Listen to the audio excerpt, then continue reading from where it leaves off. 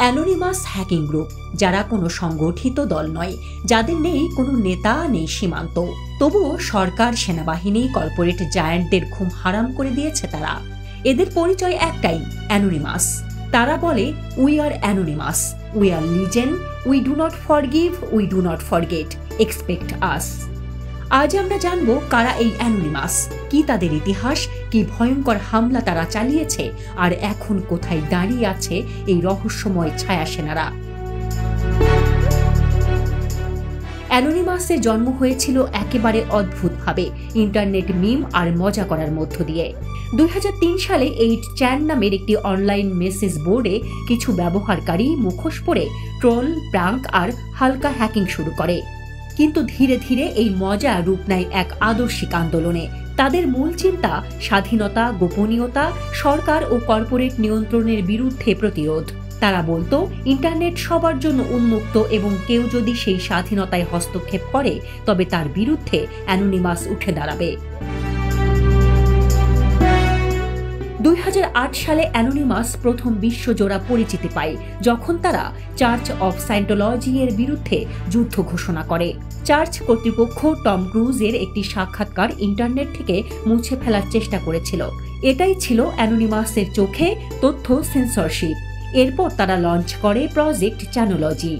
হাজার হাজার অ্যানোনিমাস সদস্য চার্চের ওয়েবসাইট হ্যাক করে, ফোন লাইনে স্প্যাম পাঠায়, এমনকি মুখোশ পরে বিক্ষোভে নামে।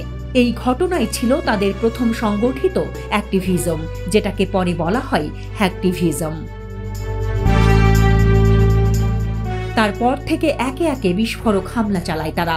2010 সালে উইকিলিক্সের প্রতিষ্ঠাতা জুলিয়ান অ্যাসেন্সকে আটক করলে অ্যানোনিমাস পাল্টা আঘাত হানে। 2011 সালে তিউনিসিয়ায় আরব বসন্ত চলাকালে সরকারের ওয়েবসাইট হ্যাক করে আন্দোলনকারীদের সহায়তা করে। 2012 সালে অপারেশন মেগা আপলোড FBI যখন file sharing site Megaupload বন্ধ করে, তখন অ্যানোনিমাস প্রতিশোধ নেয়। FBI DOJ ইউনিভার্সাল মিউজিক এর সার্ভার নামিয়ে দেয়। 2015 সালে প্যারিসে চার্লি হেবডো হামলার পর অ্যানোনিমাস ঘোষণা করে, তখন ISIS এর হাজার হাজার টুইটার অ্যাকাউন্ট বন্ধ করে দেয় তারা। তাদের অস্ত্র DDoS attack, SQL injection, phishing এবং ওয়েবসাইট ডিফেসমেন্ট। অ্যানোনিমাসের কোনো নির্দিষ্ট নেতা নেই, কেউ চাইলে হতে পারে অ্যানোনিমাস, শুধু গাই ফক্স মাস্ক পরে নেমে পড়লেই হলো। তবে এটা এক ধরনের বিশ্বাসভিত্তিক কমিউনিটি। কেউ একা কিছু করে ফেললে সেটাকে অ্যানোনিমাস হিসেবে মান্যতা পাবে কিনা তা নির্ভর করে বাকিদের প্রতিক্রিয়ার উপর। অ্যানোনিমাস মূলত একটি ডিসেন্ট্রালাইজড লিডারলেস আন্দোলন।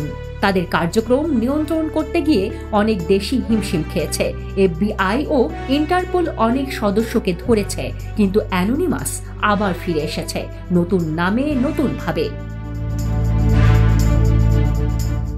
অনেকে ভেবেছিল অ্যানোনিমাস হারিয়ে গেছে, কিন্তু তারা আবার ফিরে আসে।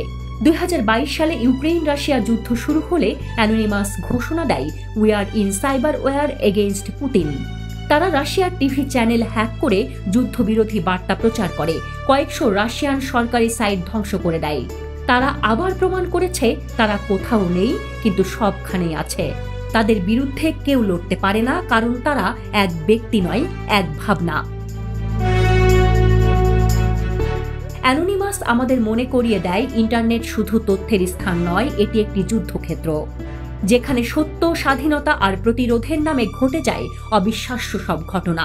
তাদের কর্মকাণ্ড কখনো প্রশংসনীয়, কখনো বিতর্কিত। তবে একটা বিষয় নিশ্চিত, অ্যানোনিমাস আমাদের চোখে আঙুল দিয়ে দেখিয়ে দিয়েছে বিশ্বে প্রযুক্তি কিভাবে শাসনের হাতিয়ার আবার প্রতিরোধের অস্ত্রও হতে পারে। আপনার চোখের সামনে থেকে কিছু মুছে গেলেও অ্যানোনিমাস দেখতে পায়, কারণ তারা বলে, we do not forgive, we do not forget, expect us. Desk report, Dhaka express.